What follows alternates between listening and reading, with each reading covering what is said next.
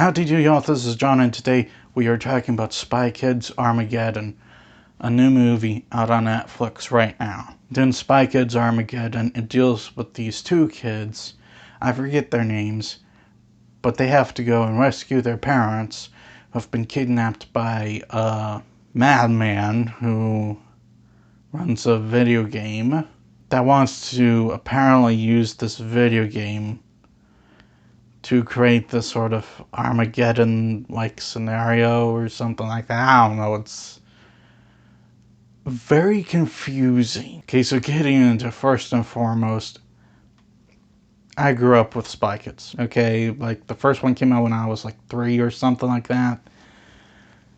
And, you know, I grew up with the original 3 movies. This is a reboot, and you know, the first thing that I liked about it is it gave you the nostalgic feels if you grew up with Spy Kids without ever doing any real throwback. There's nothing in the movie that's a direct throwback to the original 3 films.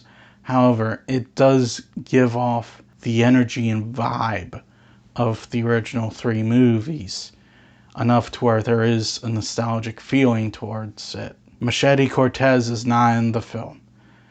You don't see any real direct references towards the first 3 movies, except for seeing these packets they use to make food in the background. That's about it. And Robert Rodriguez understood what his fans were after, what Spy Kids fans would be after, and let's face it, Spy Kids, it's silly.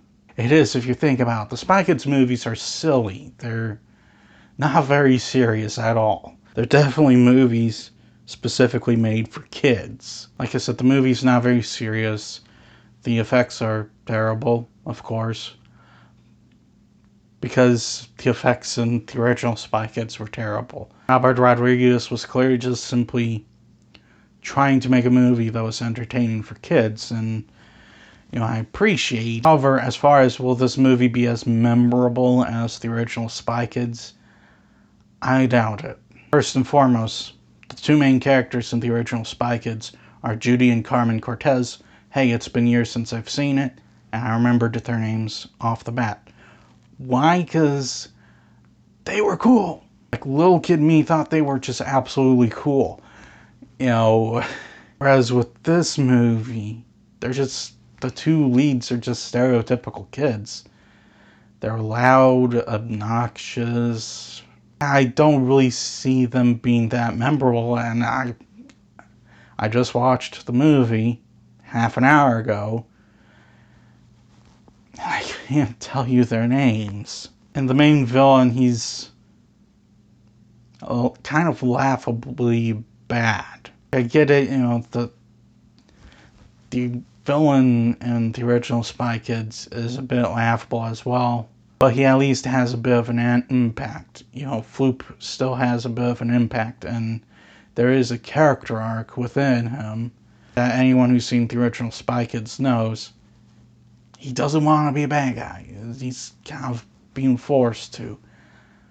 With this one, he's just, what the heck? It's just awful. All there is to it, he's just awful.